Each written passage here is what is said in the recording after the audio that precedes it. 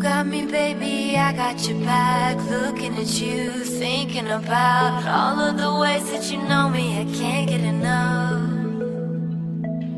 We got the future burning the past, good and the bad, making it last. We are what I want and I want what I already got.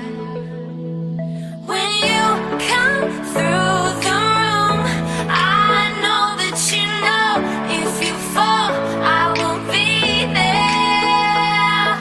Let's light up like the moon. Yeah, we take it off, make it. Assalamualaikum warahmatullahi wabarakatuh. Perkenalkan, saya Arika Hasan dengan NIM 4314211010 dari kelas B, Prodi Pendidikan Biologi, Fakultas Matematika dan Ilmu Pengetahuan Alam. Video ini dibuat untuk memenuhi tugas mata kuliah pengantar pendidikan dari Bapak Ilyas Harusain, SPD MTD. Baik, saya akan mempresentasikan materi tentang permasalahan-permasalahan pendidikan di Indonesia. Langsung saja pada permasalahan pendidikan di Indonesia. Yang pertama adalah pemerataan kesempatan dan akses pendidikan.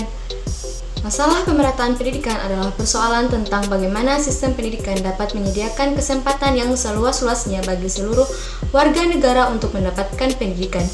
Permasalahan ini timbul akibat masih banyaknya anak usia sekolah yang belum bisa ditampung dalam suatu lembaga pendidikan karena kurangnya fasilitas serta sarana yang disediakan, seperti gedung-gedung sekolah, tenaga pengajar dan alat, serta media belajar.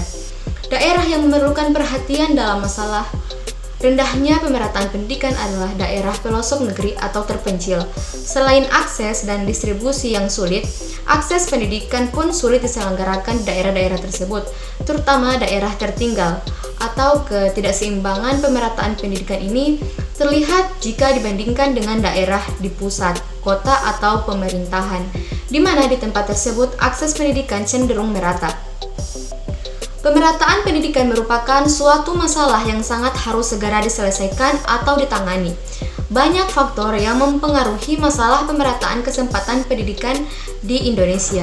Misalnya, pendidikan masih berorientasi di wilayah perkotaan, jumlah masyarakat miskin cukup besar, dan daerah yang sulit untuk akses pendidikan. Yang kedua adalah peningkatan mutu. Masalah mutu pendidikan muncul ketika hasil pendidikan belum mencapai taraf seperti yang diharapkan. Rendahnya kualitas sumber daya manusia pendidikan dan sistem pendidikan yang kita pakai dapat menjadi penyebab dari permasalahan di atas.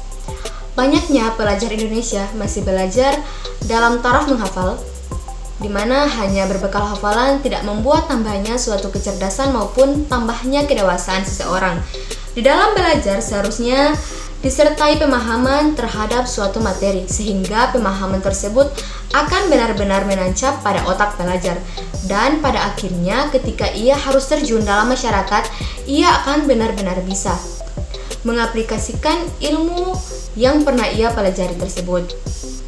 Permasalahan mutu pendidikan tidak berdiri sendiri, tetapi terkait dengan suatu sistem yang saling berpengaruh. Mutu keluaran dipengaruhi oleh mutu masukan dan mutu proses. Pembahasan dalam hal ini didasarkan pada komponen mutu, proses, dan keluaran.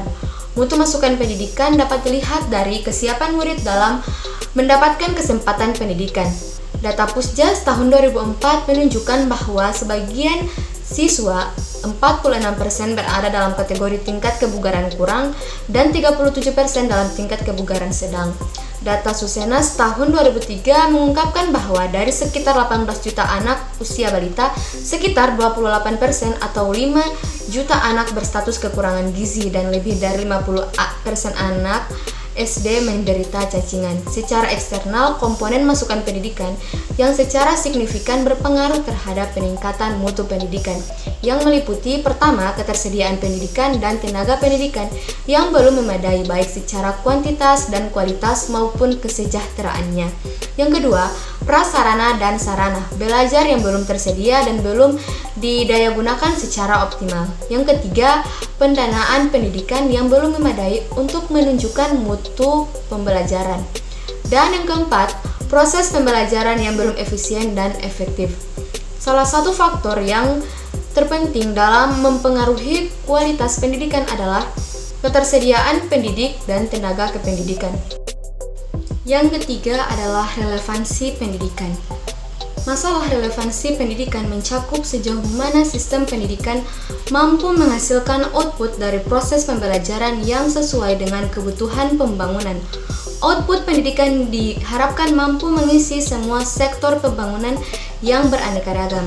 Jika sistem pendidikan mampu menghasilkan output yang baik, potensial, dan memenuhi kriteria yang dibutuhkan, maka relevansi pendidikan dianggap tinggi.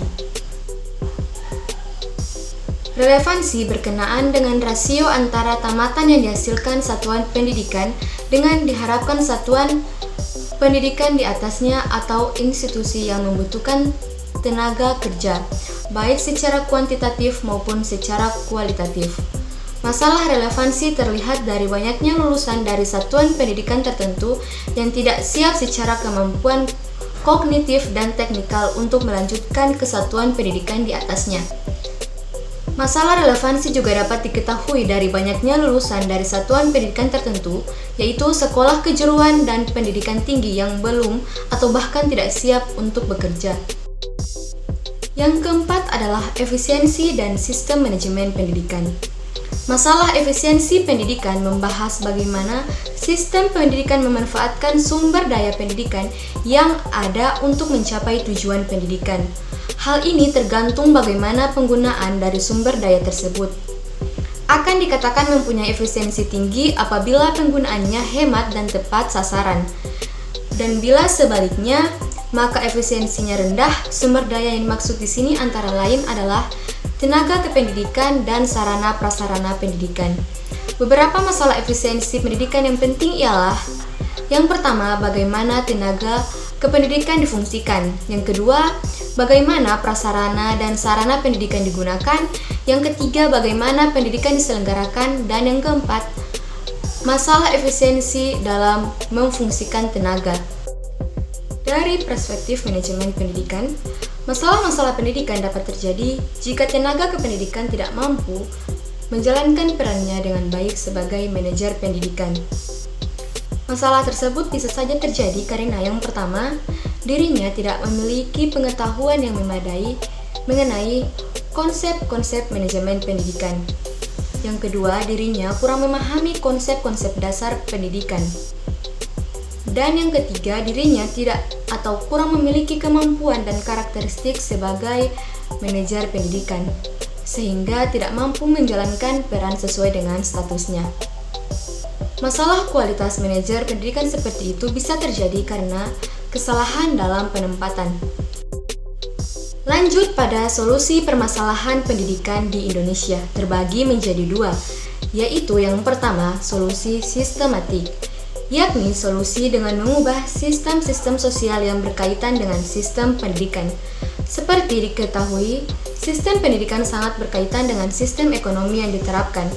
Sistem pendidikan di Indonesia sekarang ini diterapkan dalam konteks sistem ekonomi kapitalisme, mazhab neoliberalisme, yang berprinsip antara lain meminimalkan peran dan tanggung jawab negara dalam urusan publik termasuk pendanaan pendidikan. Yang kedua adalah solusi teknis, yakni solusi yang menyangkut hal-hal teknis yang berkait langsung dengan pendidikan. Solusi ini misalnya untuk menyelesaikan masalah kualitas guru dan prestasi siswa. Solusi untuk masalah-masalah teknis dikembalikan kepada upaya-upaya praktis untuk meningkatkan kualitas sistem pendidikan.